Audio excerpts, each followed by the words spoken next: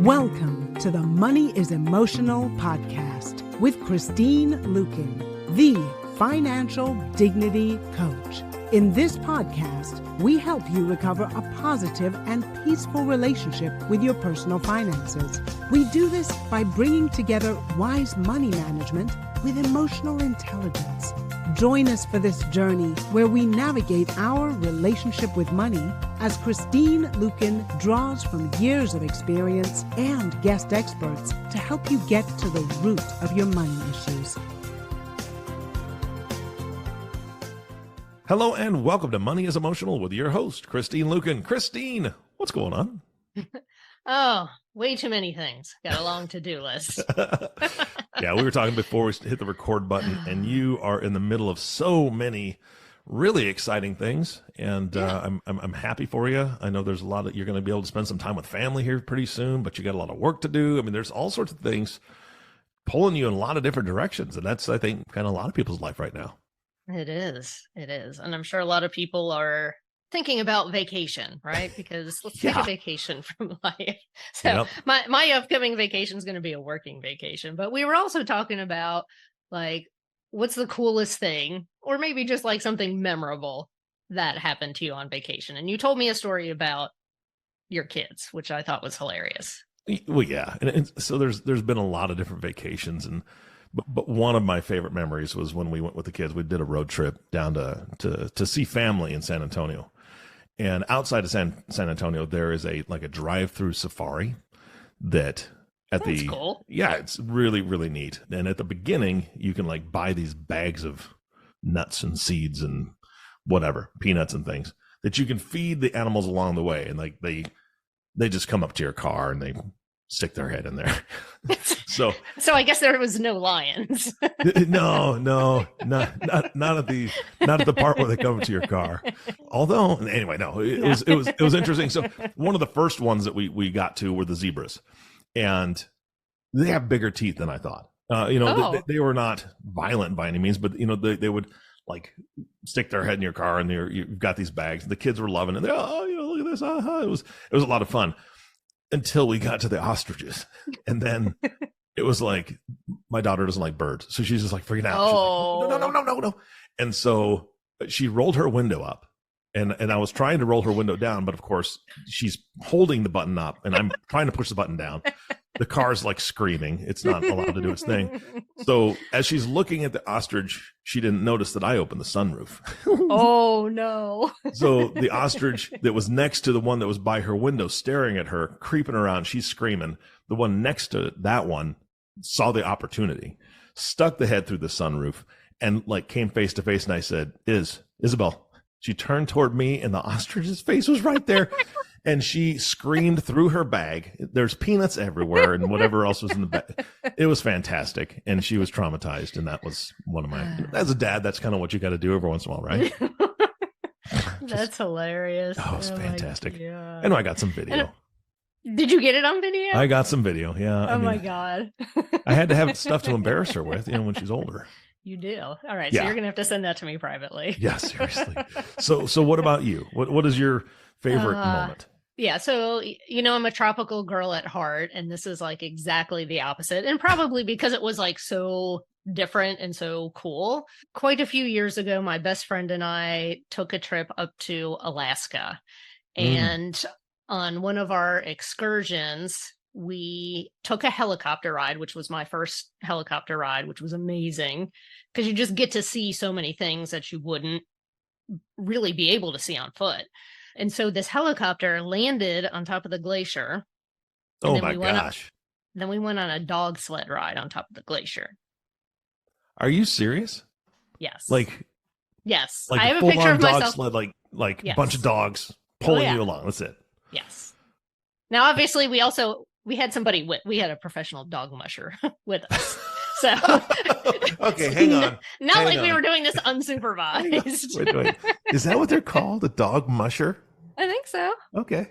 We'll just go with it, but that just I made it up. Who knows? No, the problem is where my brain went was like a bowl of mashed potatoes and somebody just squishing the mashed potatoes. I'm like, a dog musher. Doesn't sound, it sounds violent to me, but they say mush, right? And correct. I hear what you're saying. So how many dogs were in this line? And they were like 12, I think. Man, that's cool. Yeah. Okay. That's way cooler than an ostrich. Yeah, well, we didn't come here to talk about animals, though, as much as we love them. Yeah. Man. Okay. That's on my bucket list. Seriously. All right. Well, it should be. It should be. Okay. Huh. All right. So vacations are good. Vacations are good. They can be good. So now we got to get down to business. Well, okay. What are we talking about today? We're talking about why you're not saving money. Because you're spending it on dog mushers. Probably. Podcast over. We're done. That's why you're not saving money. Okay. Well, many of us, we find it hard to get motivated to save money. And so in this episode, we're uncovering why saving feels hard and the emotional hacks that actually get us excited about saving. Okay. And the first point I want to make is that biology is actually working against us. Really? So our brains are hardwired to not save.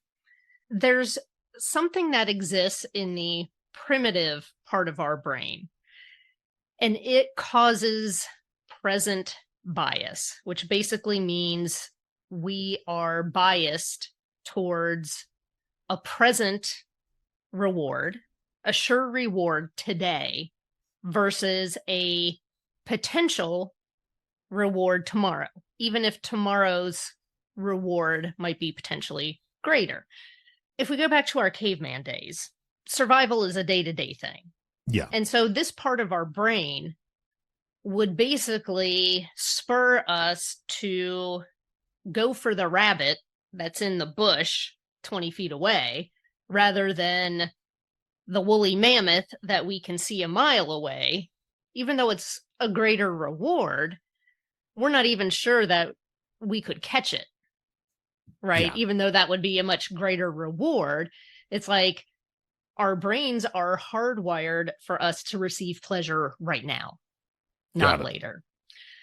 So I think just understanding that present bias exists, it keeps us from beating ourselves up over the fact that we don't want to save, because shame can easily come into the picture. It's like, we know we're supposed to save. There's important things we're supposed to be saving for, and it's hard to motivate ourselves to do it.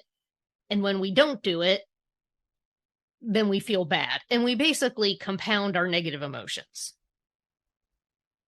And it just makes it worse, right? Yeah. And so then we just want to avoid the whole entire topic, and we don't even want to talk about it. I'd say I love this. I love when you teach me these things, because first of all, when you said present bias, the first thing I thought of was like a gift, a present, right? So now I can actually take this and let my wife know, because this timing could not be more perfect, honestly, Christine. We get this. Good. We're coming off Prime Day. Do you know that? Yes, I know that. Yeah. On a daily basis, I'm receiving presents in the mail, right? My present, I have a present bias, and I can tell my wife, look, my brain is hardwired to not save money. My brain is hardwired to receive these packages. Now, to be fair, at least 40 to 50% of those packages are stuff that I ordered for her, that she asked me to order for her, or else I just bought on a whim because I'm like, she could use this and she'd like this. But that's I don't want to say it's an excuse, but that's a great reason. And now I have a little bit more understanding of what's wrong with my brain. Yeah. Well, you know what? I saved a lot of money on Prime Day by not shopping. Did you not have internet? Was your internet broken? No, I didn't need anything. Oh, jeez. Yeah. Honestly, I was too busy to shop. I bought an ice machine. I bought an ice machine. You know that Sonic ice that everybody likes, a little nugget ice? Oh. That's my wife's favorite. Okay. Very excited. Okay, so anyway. You guys are ice connoisseurs. Yes, I'm an ice snob. Nick and I used to work with a guy like that, and he hated being out on the road with this guy working on a job, because every time they'd go to a restaurant, the first thing he'd ask the waitress, what kind of ice do you guys have? Oh, Lord. Okay, I'm not that far. He goes, God, you're just so weird. Right. We have the cold kind. I mean, My We have the answer- half okay. melty kind. No. That's right. That's right. Choose your. They'd always be like, "What do you mean?" Yeah, Be seriously. like, like the shape, the size. And he would just be like rolling his eyes, like, "Oh my god." You just order a Coke, you're going to order a Coke. Just order a Coke. Now, if I go to a restaurant and they have ice in the shape of like the infinity symbol, I may be tipping larger. I mean, that's impressive to me. But other than that, ice is ice. So anyway. So the other point I want to make is that saving is not the opposite of spending. So we think that spending and saving are the opposite of each other, but they're not. Spending and saving are two sides of the same coin. And the reason being is that saved money is meant to be spent eventually for a specific purpose. Okay, that makes sense. I think a lot of people resist saving money because they think that it's money that they can never spend. Right? Because when you think about it that way, it's like, oh, I never get to have any fun with this money. I just have to like put it in this account. And it's almost like, feels like throwing it down a hole, right? Or they're like, well, I just can't have any fun with that money. However, depending on what you're saving for, right? Because we're going to talk about the different types of saving that we need to be doing. Some of it gets to be spent relatively soon. If we're saving for a vacation, then we're going to get to spend that money probably in less than a year. If we're saving for a new car, maybe we get to spend that in 2 years. So it's not like we never get to spend it.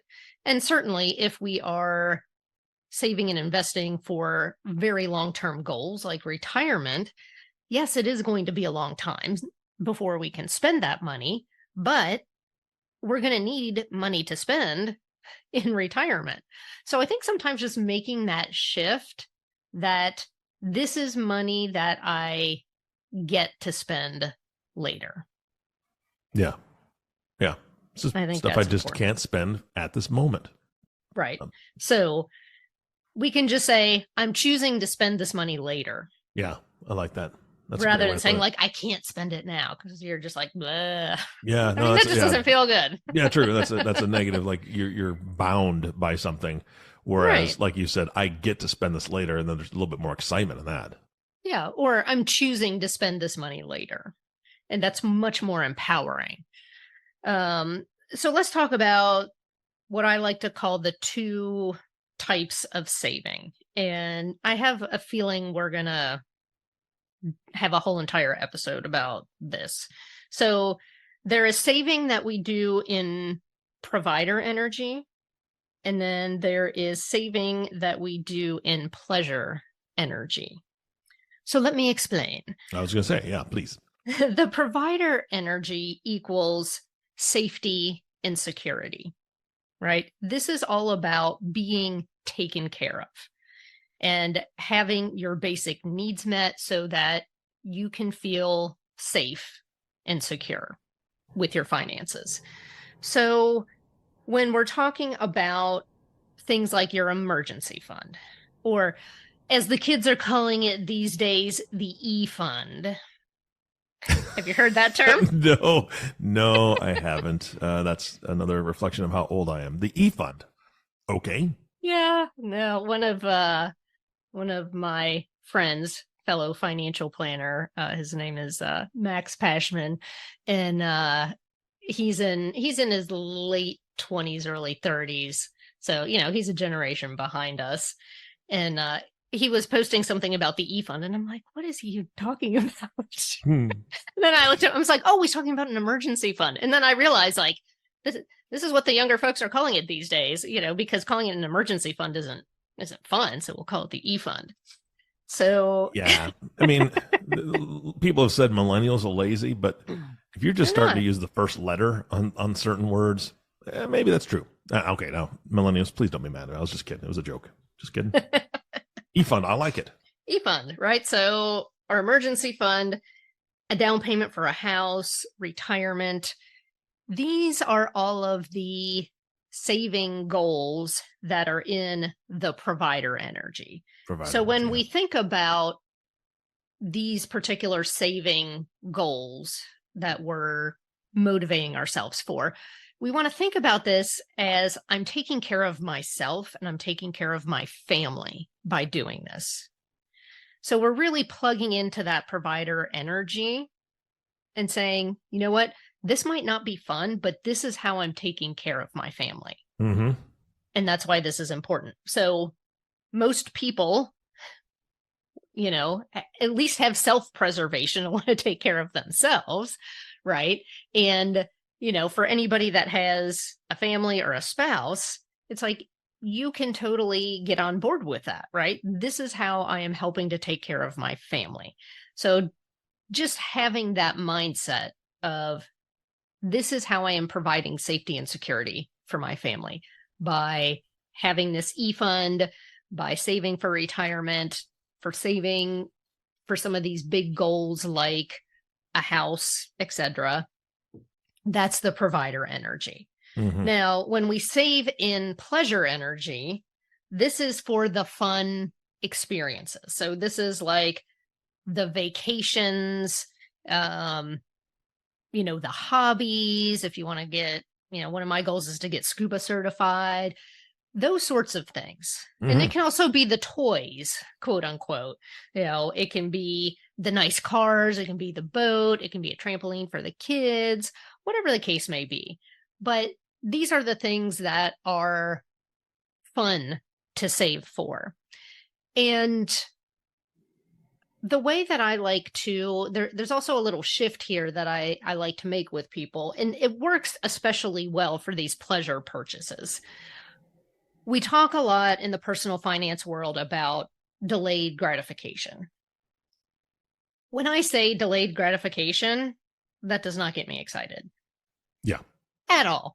So I like to call it prolonged pleasure. And so when I am saving for something fun, I like to view it as almost like a courtship, like you're flirting with this thing that you want. And I'll give you a good example. There was a painting that I wanted, and it was in a gallery down in Venice. And I actually saw it on my birthday, but I wasn't quite ready to part with my money for it just yet.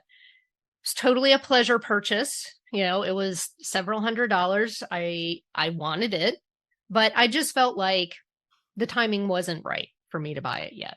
Mm-hmm. And so, especially if you have to go into debt to buy this thing you want, then the timing is not right yet. So we want to save up and wait for it.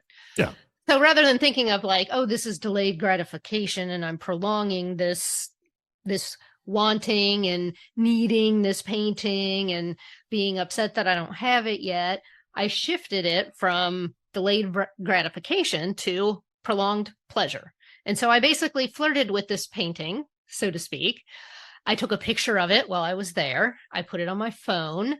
When I got home, I printed it and I put it up on my vision board. I would go to the gallery website, see if it was still there, and I would just get myself excited about it. And then about 3 months later, I bought it. I went back and it was still there, and I bought it. And it was actually on sale, and I got it $200 cheaper. Woohoo! That's great. But it's like, I actually enjoy doing that. It's almost like if I've like trained myself, like if I get something too fast, then it's like I don't get to enjoy the process of anticipating it. If you kind of think about it, it's like plugging into that energy of being like a 6-year-old in December, mm-hmm. and you're waiting for Santa, right? Like the whole entire month, you're freaking excited, right? You can't sleep. I don't know, back in the day, we were cutting pictures out of the Sears catalog. Mm-hmm. I mean, for those younger listeners, a Sears catalog. Sears was a store back in the day before it went bankrupt. I believe it's bankrupt. I'm not sure. Don't quote me on that, but I think most of them have closed. And a catalog is a big book with paper that's made of paper that was sent out with pictures and things that you could buy. Sorry, I'm not. Again, the old guy is rambling. Yeah, but I miss the Sears catalog. I miss perusing through something like that you could see all these things. And I mean, everything's digital. I get it. But there was something about looking at the paper and it's all waxy and stuff. It was kind of neat. Anyway, sorry. But like that, so exactly that feeling. That is like the prolonged pleasure feeling of anticipation and planning for it. So like even before I bought it, I was looking through my house of like, okay, so once I buy it, where am I going to put it? And now that I have it, because I had that courtship with my painting, it's like every time I look at it, I'm like, oh, I love it so much, right? Because it's like, I wanted it for a long time. And so getting it actually felt more satisfying than if I had just bought it, put it on a credit card. I mean, I pay my credit cards off every month, but if I had to make payments on it, then it actually taints that pleasure purchase. Can I want to, so what I'm seeing is goal setting, right? And can I tell you just a brief story of one of my clients? Of course. Okay. So it's very similar in the fact that he had a specific goal. His goal was actually weight loss. So the goal that you're talking about is saving the money up to make that purchase. It's still the same thing. It's a goal. And that part of it, the flirting with it, for him, when he lost a certain amount of weight, he was going to go buy 2 new suits at a local tailor that like would hand make suits, to your body, so on and so forth. And so as part of his goal setting, I said, I want you to go there this weekend and pick the type of material or the pattern that you want for your suit, for at least one of them, and get a swatch, right? It's called a swatch, right? I think so. Yeah. So get a little swatch. And I said, then drive right to the hardware store, your local hardware store, and ask them to put a grommet in it for you. So in other words, punch a hole in it and a little metal grommet. And I said, and then you're going to make that into a keychain. He's like, I'm going to what? Said, trust me on this. Make it into a keychain, because his goal included him having to get up at 5 a.m. to go work out at the gym. So he used that swatch of cloth so he could see it every day, flirt with it every day in his hand as he grabbed his keys and started his truck to drive to the gym to start making his goal. So what you're saying is there's so much power in that. You took a photo of it. You had it on your phone. You could have used it as your screensaver on your phone. All these different, and you said you printed it out and put it on your board. Yeah. All those things. What a great way to, like, I love the way you put it, to flirt with it, because it's like, hello, you see it over there. How are you doing? I'm going to see you in, a few months or in a month or in a couple weeks. You're kind of counting down the time. So I love that. And there's the psychology of it. I know you know this, but it is so incredibly powerful to be reminded of why you're doing something and what you're really going for. And even though we don't want to use delayed gratification necessarily as our phrase today, that ability to wait is so powerful. I want to ask you, when you got that painting, number one, the joy and ecstasy, if you will, of having the thing that you've been wanting for so long was there, but there must have been this huge sense of pride as well that you did it, right? Right. Yes. Yeah, I love that. That is so cool. Excuse me. Yes, you. Thank you so much for listening to the Money is Emotional podcast. We hope you're enjoying it so far. If you have any questions or would like to talk more about this topic, you can find us at www.christineluken.com, and all of our social media platforms are listed in the show notes. It seems like I always have a painting in the queue that I'm flirting with. All right. There's a really awesome one. I don't know if it's at the same gallery. So I actually, when I bought mine, I looked over and I saw this other one and I was like, oh. I was like, how much is that one? Then I saw the price tag and I was like, yeah, it's going to be a while for that one. Yeah. Oh my goodness.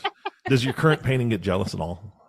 I don't know. I have a lot of paintings, so I think they're all one big happy family. Yeah, absolutely. Well, we hope so. Yes. When you're thinking about your savings goals, identify what you need to save for and the purpose. Is this more of a provider goal and plug into that energy about taking care of yourself, taking care of your family, or is it more of this pleasure energy? And just identify that. Now, we talked about delayed gratification and how that's kind of a buzzkill. The other word that's a buzzkill is willpower. Willpower. Willpower. Because most people are like, oh, yeah, I don't have that either. That's right. Just don't tell me other things I'm lacking. Thank you very much. Right. And, here's the thing. Willpower doesn't work for most of us. And that's why we need things like vision boards and keychains made from fabric swatches of the suit we're going to get hand-tailored for us in the near future. This just buckle down and do it term, we've heard that discipline is necessary to save. But willpower itself is unreliable. And here's why. There are a lot of sources that tap your willpower tank, so to speak.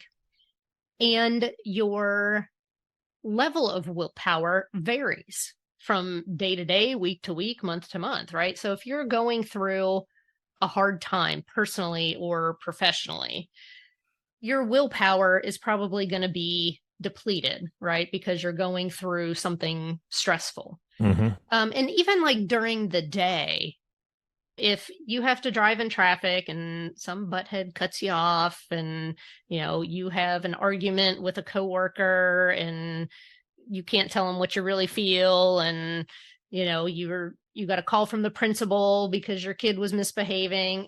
By the time you get home after dinner, that's when you tuck into the pint of Ben and Jerry's or go on a little shopping spree on Amazon, right? Because it's like, at that point, your willpower is gone. And so I don't want my clients relying on willpower to achieve their financial goals. Yeah. I prefer to use habit and emotion instead. Especially when we put those two things together, they can be extremely powerful. When it comes to habit, first of all, we can take a tiny amount of willpower to automate our discipline. So for example, if I say every week I want to save $100, well, if I have to actually log into my bank and make that transfer every week, how often is that actually going to happen? Yeah. But if I exercise a little bit of willpower and I set up an automatic transfer so that every Friday $100 goes into my saving account, it's going to happen, right? The only way it's not going to happen is if I take action and stop it. So basically, we're using laziness to our advantage by putting as many good habits on autopilot as possible. So I always say, like, mindless spending is a bad thing. Mindless saving is a great thing.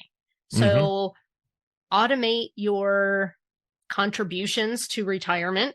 So whether you're doing it through, your financial planner or you're doing it through your paycheck at work, automate your savings transfers. Any time that you can automate that stuff, it's probably going to happen because most of us are lazy and we're not going to do it. Yeah. When I started my business, Christine, the guy at the bank that I was working with, he's like, so you can avoid fees by making sure that you're making consistent transactions between, your checking and savings account and so on and so forth. And I was like, okay. He goes, are you good at that? And I said, no. He said, okay, so here's the deal. What I'm going to do is I'm going to set up an automatic transfer. I'm going to transfer $150 every month from your business checking to your business savings. And then the next day it's going to go back into your checking. As long as that's happening, the bank sees it as activity and you don't have to pay any business fees. Deal. Well, that's nice. I'm like, set that up, sir. Thank you. And it's been doing that for the last 8 years or however long. 150 in, 150 out, 150. Okay. So the savings, we don't want it to come back out. We want it to stay in there. But yeah, that was just one example. The bank is more than happy to help people set those kind of things up. Yeah. Well, and some of the other things you can do is to set up different accounts for different purposes. And I certainly recommend that your emergency fund, the fabulous e-fund, is in its own account. That the provider savings is separate from the pleasure savings. Yeah. because sometimes we can get into pleasure mode and accidentally spend some of the money that's not meant for that. Yep. Been there. And so I actually have an online account away from my regular bank where I keep my emergency fund.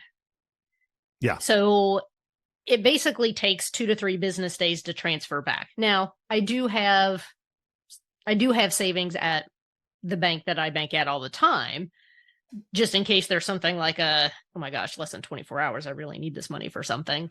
But I never touch that other account. Like, I just don't even touch it. Yeah.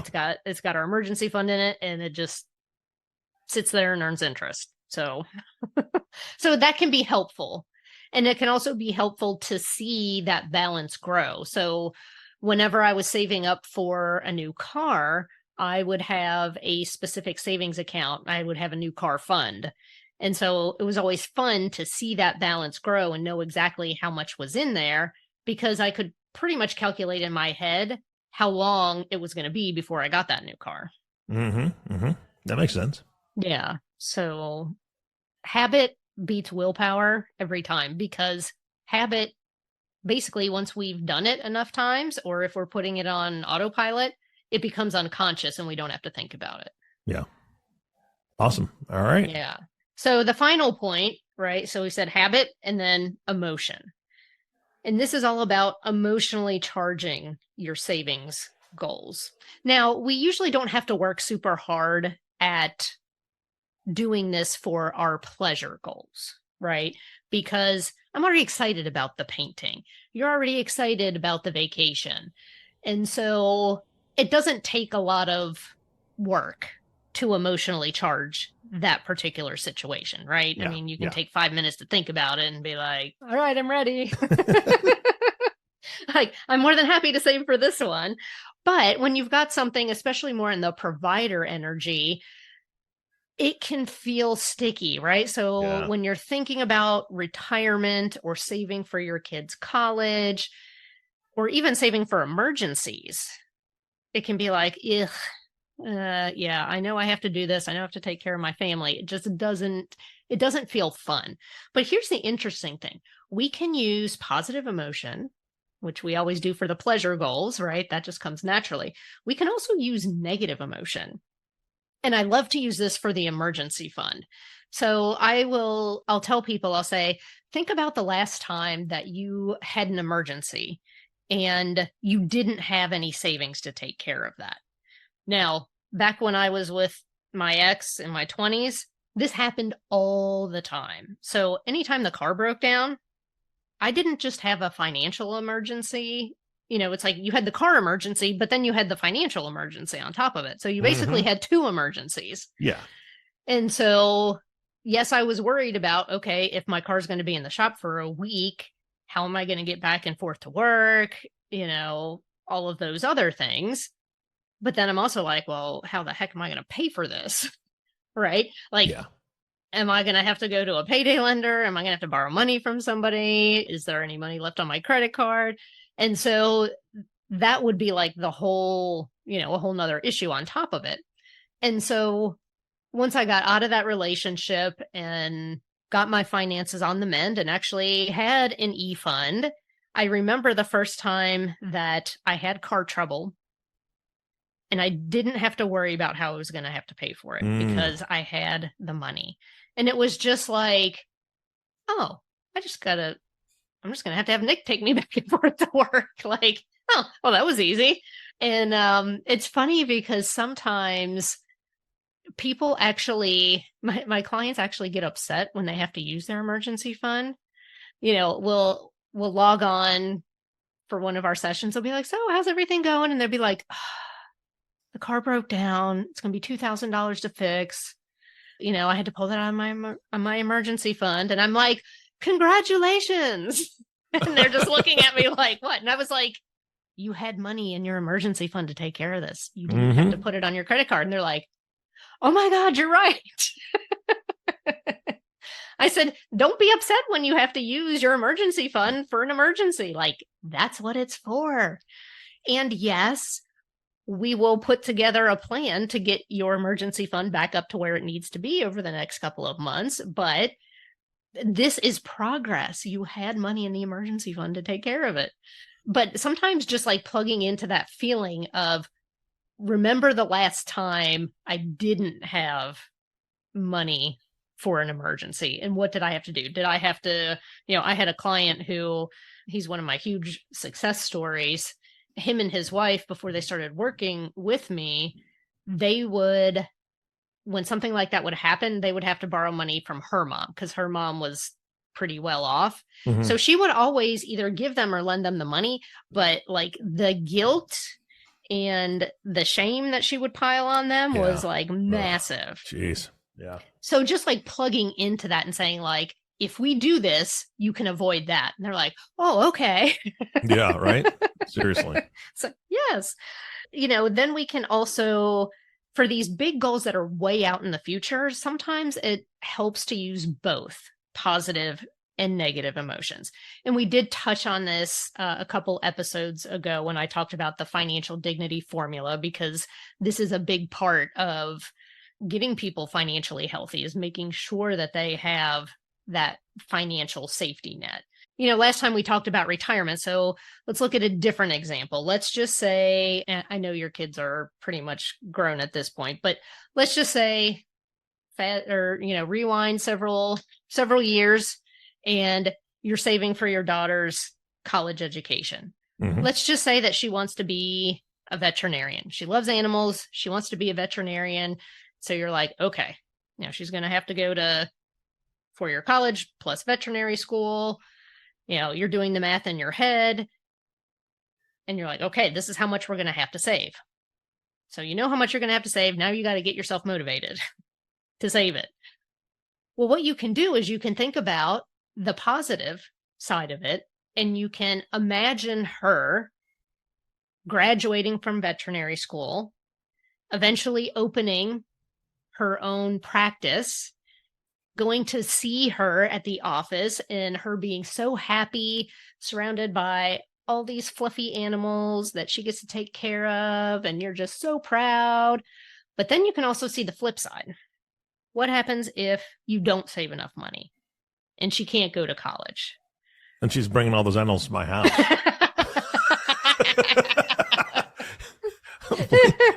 We can't take any more.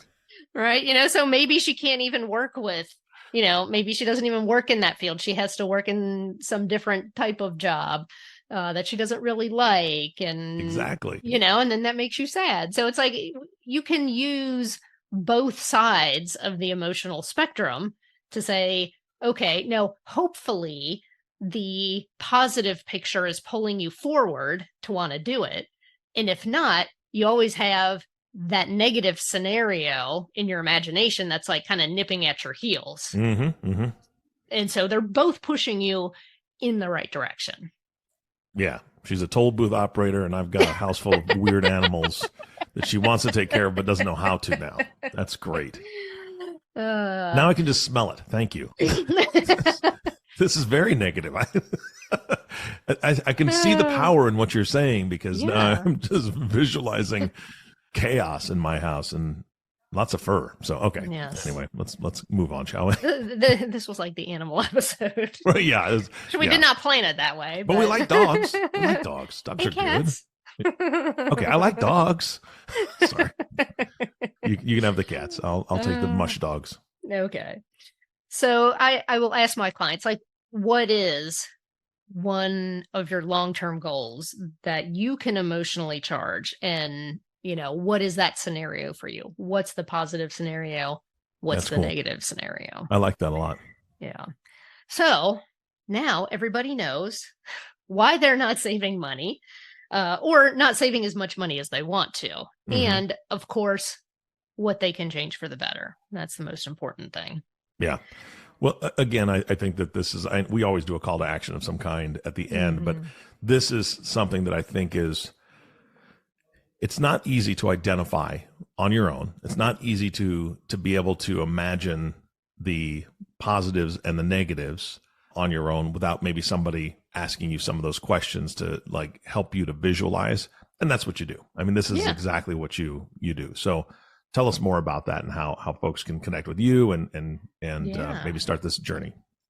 Yeah. So if you want my help with both the practical and the emotional aspects of your money, I've opened up time in my calendar to talk to you, and you can schedule a time, see if we're a good fit to work together one-on-one.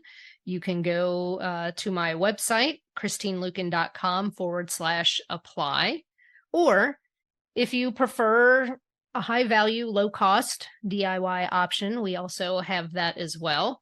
My Financial Dignity on Demand course is at financialdignityondemand.com, or you can find it right on the website. If you click on the courses, there's a drop down menu of all of the courses that are available as well. Awesome. And one last thing that I didn't say before we hit the record button, and I haven't said it so far in the podcast. Christine, I got the book. Oh, you did? Thank you. Yes. Yay. Thank you so much. So for those that are maybe newer to the podcast, Christine has a book, Money is Emotional. She sent me an autographed copy. So I'm so excited about that. But yeah, I just began to crack it open just a little bit. I mean, it's a lot of what you've already talked to me about and talked on this podcast about, but I'm really excited. So I know that people can get a copy of this as well. And is it possible? I'm going to put it out there. Is it possible for them to reach out to you and get an autographed or purchase an autographed copy from you? They can. I always tell people you need to be in the US for that, because otherwise the postage gets quite ridiculous. Yes, but yeah, they can absolutely do that. Cool. Okay. Anything else for today's podcast?